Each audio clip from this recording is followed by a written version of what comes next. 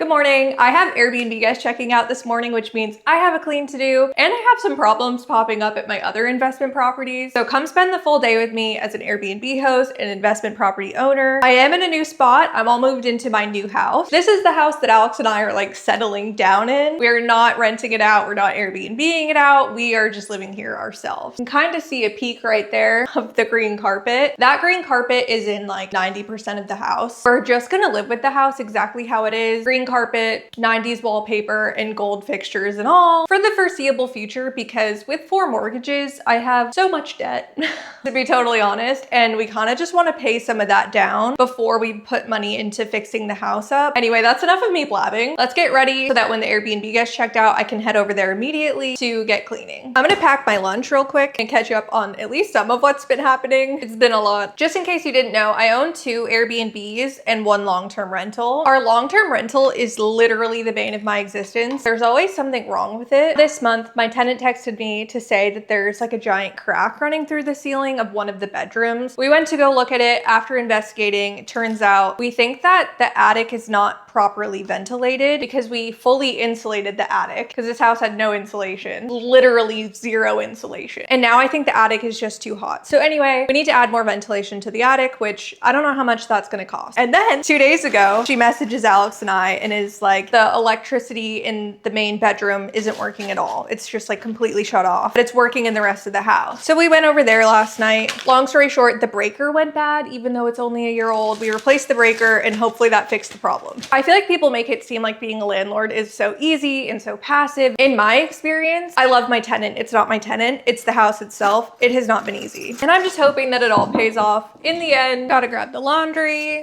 this bag, and this one, that's for my other Airbnb. If you're ever thinking about starting an Airbnb, just know laundry will consume your life. Depending on how clean they left it and how long the clean takes, I do have some painting that I would like to do when I'm there. So I'm gonna at least bring paintbrush with me and my painting shirt.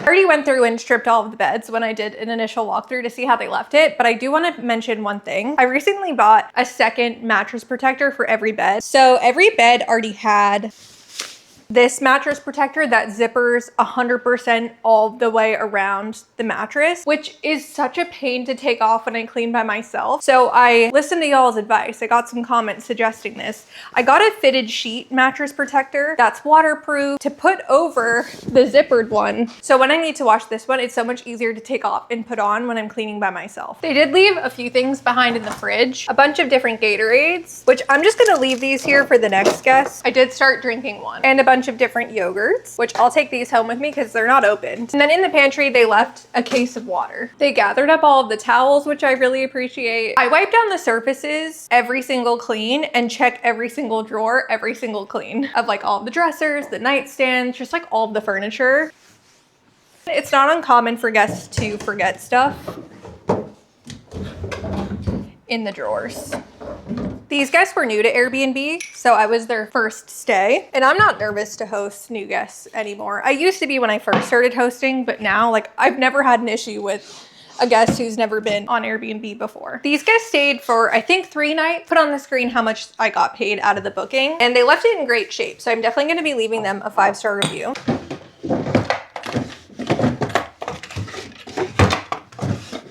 Honestly, I'm so grateful that they left it in like good condition, because the past like 4 cleans I've had have all taken a really long time because the guests have left it on the messier side, which they're allowed to do, but it's like every clean has been really intense. Knock on wood, we haven't had any issues at this Airbnb, like nothing crazy that I can think of off the top of my head anyway. But my other Airbnb, I had a lot of cleanings last week at that Airbnb, so I was there a lot. And one day to the next, I noticed that the hot water heater was leaking, and I was like, I was just here a few days ago, so this is definitely new. And it was filling the overflow plan and like coming out the drain pipe. So it was not a huge leak, but not minor either. But I had new guests checking in that day in just a few hours.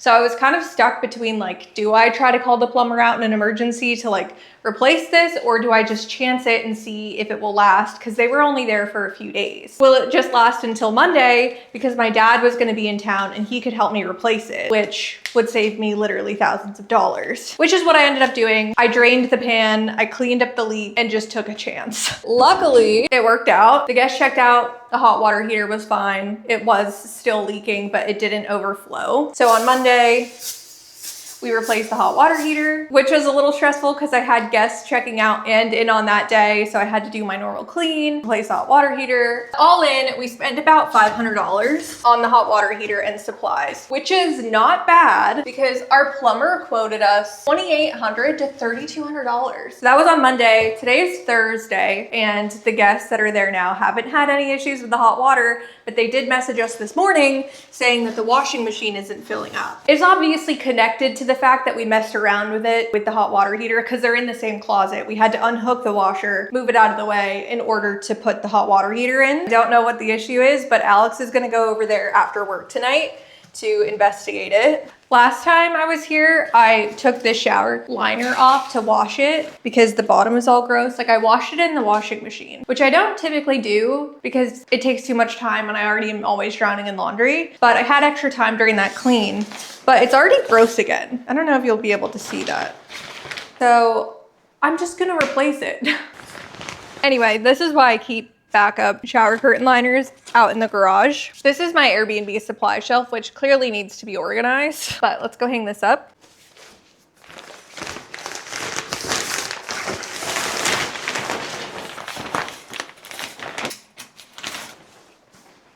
Let's go check the other one, see if that needs to be replaced. This one looks fine. I leave out 3 rolls of toilet paper in every bathroom, regardless of how many guests are staying and how long they're staying for. This Airbnb sleeps 8 and there's 3 bathrooms, so that's 9 rolls of toilet paper. And I find that guests are really respectful about not using more than they need. I'll show you what I wanted to paint.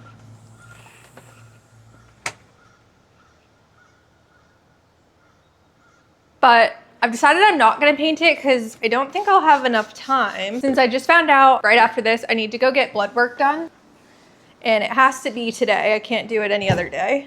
For fertility related stuff, Alex and I have been trying to have kids for a while now, and we're just starting to investigate like, why is it not happening for us? I honestly don't know what we will do about the Airbnbs and stuff like that once we do have kids. In an ideal world, I would love to kind of be like a part-time stay-at-home mom, part-time worker. Like I would love to keep doing the Airbnb stuff and content creation, but I don't really know. Cross that bridge when we get to it. I don't actually have new guests checking in today. The Airbnb is open, it's unbooked for the night, and then I have guests that check in tomorrow. So I did severely discount the night in hopes of getting like a last minute booking, but the chances of that happening is like 5%. This is the only scenario where I accept one night stays is if I have a gap in my calendar like this. Otherwise, I try to avoid them. It is August, which is a notoriously slow month for my Airbnbs, and I've heard that from a lot of other people. And I think it's because kids go back to school, so people aren't really traveling as much, especially families. What's been interesting is my other Airbnb has had kind of like a rough financial year.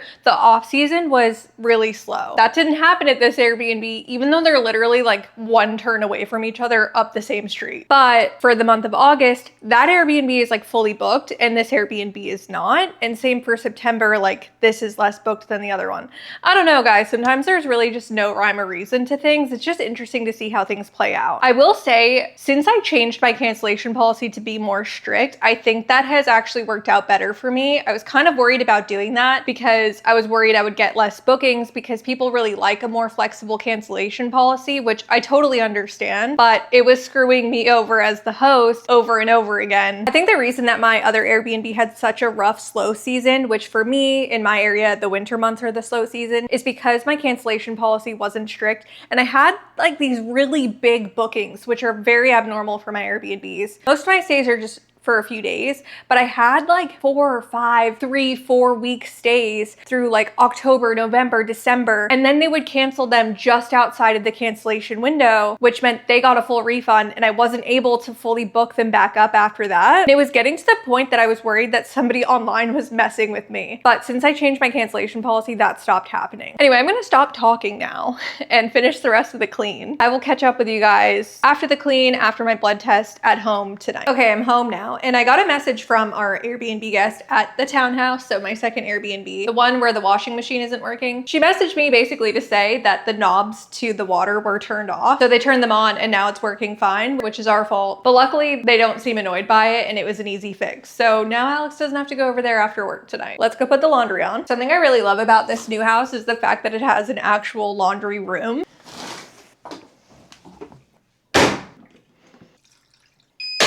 I'm gonna do some meal prepping now. With Alex and I both being very busy, I feel like we don't have that much time to cook. I'm trying out HelloFresh for the first time. I will say it was so convenient that it was delivered to the front door. I think I'm gonna start with the pesto spaghetti. I can honestly see why so many people love HelloFresh. It made cooking so much easier this week with both of our busy schedules, and I think that you'd love it too. Every box comes with fresh ingredients and easy to follow recipes, so I don't need to put in any mental effort into deciding what to make and going to the store. Even on the busiest days, I can choose from one of their dozens of recipes that take as little as 15 to 20 minutes. They also have 10 plus ready-made meals each week that can be ready in just 3 minutes. Take advantage of the new HelloFresh by using my code EmmaJeanFM at HelloFresh.com for 10 free meals plus free breakfast for life. 1 free meal per box with active subscription. Free meals applied at discount on the first box. Newer returning subscribers only, varies by plan. I would highly recommend the cheesy black bean and bacon burritos. Alex and I made those this week and they were amazing. Sign up today by clicking the link below or use my code EmmaJeanFM at HelloFresh.com. All right, I'm all done meal prepping for a bit. The Airbnb guest that checked out this morning that I cleaned after already left me a review. I can't see her review until I've left her one. So let's see. 5 stars. She said very clean and private. They had a great stay. Okay, changed into my comfy clothes. Perfect timing to switch the laundry over. I try to do the laundry immediately the same day that I do a clean, so I just know it's done and it's not on my mind anymore.